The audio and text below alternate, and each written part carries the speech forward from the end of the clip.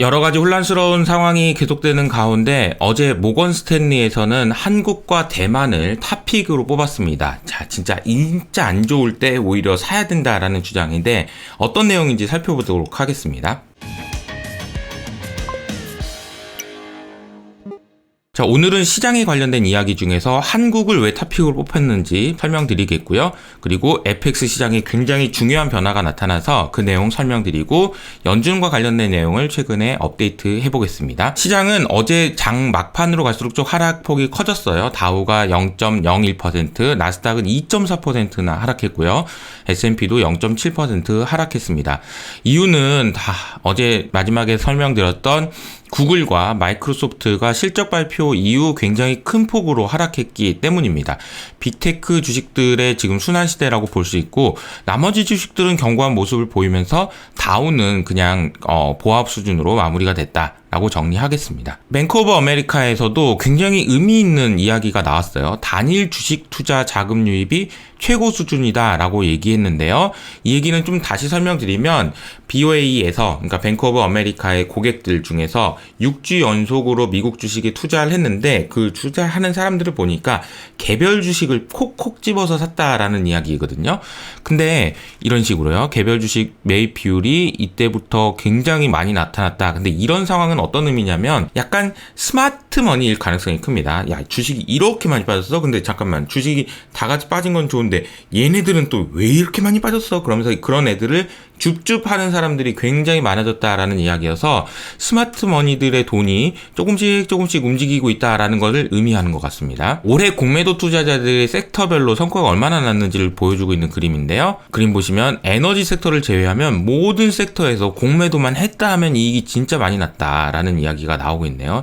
정말 많이 돈을 버셨네요, 이분들은. 골드만삭스의 전망과 모건 스탠리의 전망을 대비해서 나온 파이낸셜 타임즈 기사를 소개하겠는데요. 일단 골드만삭스는 야, 바닥 아직 멀었어 라고 이야기했고요. 모건 스탠리는 오히려 박앤세일 기회다, 이건 진짜 좋은 거다, 이렇게 얘기를 했습니다. 특히 이머징 마켓에 대한 시각이 완전히 갈렸는데요. 이머징 마켓이라는 거는 신흥국이죠.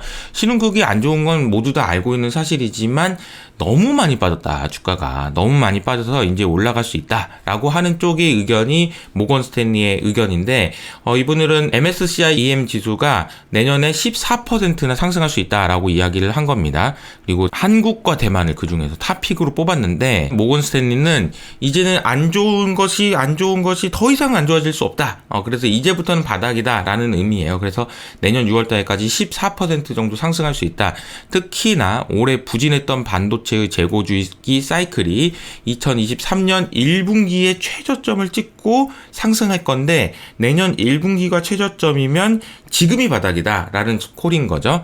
그래서 한국을 탑픽으로 뽑았는데 어떻게 봐야 될지 여러분들도 고민 같이 한번 해보시고요. 골드만삭스는 아직 바닥 아니다, 이런 의견이 있는 것 같고요. 메타가 장 종료 후에 실적 발표를 했는데요.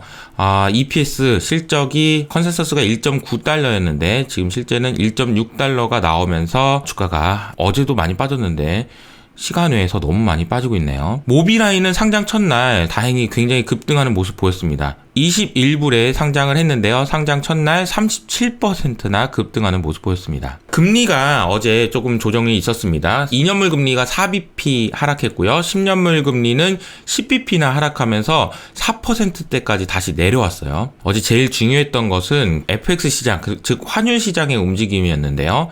내용을 보시면 어제 제가 110을 넘어서는지 봐야 된다라고 얘기했는데 달러 인덱스가 109까지 내려가면서 이게 달러가 그동안 얼마나 시장을 괴롭히고 힘들었게 했는지를 보여주는 것 같습니다. 달러가 요만큼만 내려와도 와, 숨통이 트인다라는 이야기가 나올 수 있으니까요. 그래서 달러 인덱스가 이렇게 변하면서 시장에는, 특히나 우리나라 같은 시장에는 훈풍이 불 수 있는 그런 재료가 되겠습니다. 유로화 같은 경우에도 1.0을 못 넘어설 거라고 다들 생각을 했었는데 1.008까지 1%나 급등하면서 지금 시장의 기대감들이 달러도 이제 더 이상 강세가 아니야, 이제 약세가 되겠어, 이제 그리고 달러 FMC 회의에서도 피벗할 거야, 뭐 이런 이야기들이 부각되고 있는 상황인 것 같습니다. 그리고 엔화는 또 1% 정도 약세를 보이면서 다시 150엔 찍은 9월 달에 들어왔던 개입은 실패하는 모습이었지만 이번에는 연준도 조금 도와주는 느낌이 들면서 조금 더 엔화가 더 약세로 가는 그런 모습이 나오는 것 같아요. 그리고 파운드화도 강세를 보였습니다. 1.4%나 강세를 보였습니다.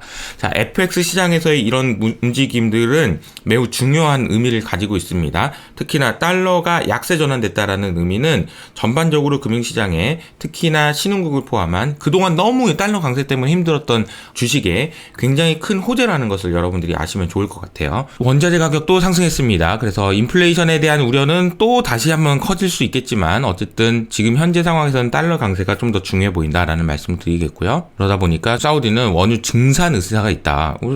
갑자기 또 이런 말을 하죠. 네, 그러면서 글로벌 에너지 위기가 악화될 경우에 증산 의사가 있다라고 밝혔습니다. 자, 미국의 모기지 금리가요. 7.16%까지 상승하는 모습입니다. 와, 진짜 많이 올랐네요. 그러다 보니까 미국의 신규 주택 매매가 10%나 급락했습니다. 자, 이제 아무도 집을 안 사고 문제가 생긴다라는 거죠. 미국의 연준은 미국이 문제가 되면은 태도를 바뀔 텐데 모기지 금리가 7%가 넘어서는 쯤까지 올라갔고 신규 주택 매매는 10%나 빠진다면 그것도 MOM으로 그러면 미국도 변화가 있지 않겠냐라는 생각들이 어제 반영된 거라고 보시면 되겠습니다. 신규 주택 매매가 10%나 전달 대비해서 빠졌고요. 그리고 또 한 가지 어제 시장을 좀 안도하게 만들었던, 즉 달러의 움직임을 이렇게 만들었던 이유는 캐나다가 기준금리를 50bp만 인상했습니다. 이러면서 다시 11월에는 75bp 연준이 인상하겠지만 12월에는 50bp만 인상해도 되는 거 아니야? 라는 의견들이 커질 수 있다라는 거죠. 계속 중요하게 봐야 되는 것은 미국의 노동시장일 텐데 미국의 노동시장이 둔화되고 있다라는 움직임들이 나타나고 있습니다. 여러 가지 지수 중에서 블룸버그의 경제 서프라이즈 지수를 보면은 이게 지금 보면은 노동시장을 제외한 모든 섹터들이 다 안 좋게 나오는데 노동시장만 좋게 나온다라는 의미고요. 그리고 컨퍼런스 보드에서 생각하는 노동 차이 지수라는 게 있거든요. 노동 시장이 좋을 거야, 안 좋을 거야 라는 것을 차이를 분석하는 그 지수가 있는데 이 차이를 분석하는 지수가 지금 이렇게 꺾여 내려오고 있다라는 소식입니다. 연준에 대한 이제 좀 색다른 분석이 나와서 그 내용을 소개해 드리겠는데 이것은 제가 연초부터 계속 말씀드렸던 내용이긴 해요. FOMC QT 하다가 결국은 손실이 날 거다라는 이야기인데요. 금리가 올라가게 되면 사실 기준금리가 2.25%까지만 상승하더라도 연준이 벌 수 있는 순이익이 줄어듭니다. 뭔 소리야? 연준이 무슨 돈을 벌어? 라고 할 수 있는데요. 혹시 작년에 연준이 돈을 얼마나 벌었는지 아시나요? 연준은 작년에 순이익이 129조 원이나 났습니다. 연준이 돈을 어떻게 벌었지? 아주 간단합니다. 연준이 들고 있는 국채에서 정부가 이자를 주니까 거기서 받은 이자에서 빼기 금리, 기준금리인 거거든요. 그런데 아시는 것처럼 기준금리를 이렇게 높게 주니까 이 기준금리에 해당하는 만큼 돈을 나가는 게 있고 들어오는 연준이 받아야 되는 국채 금리는 그냥 그대로 있게 되는 거죠. 그리고 가지고 있었던 채권에서도 아마 평가 손실이 나지 않을까라는 생각이 듭니다. 그래서 올해는 아마 손실이 많이 날 것 같아요. 그래서 이런 뉴스가 나왔습니다. 중앙금리 인상과 중앙은행의 손익이라고 해가지고 보유채권의 가치 하락 그리고 지급준비금의 이자 비용 상승. 자, 연준이 들고 있었던 채권의 가치가 하락했죠. 금리가 올라갔으니까. 그리고 금리가 올라갔으니까 내가 줘야 될 돈은 늘어난 거예요. 그래서 무슨 어쩌라는 거야 라고 생각할 수 있는데 일단은 모건 스탠리에서는 중앙은행의 손실은 단기적으로는 통화정책에 영향을 줄 수가 없어 라고 얘기를 했고요.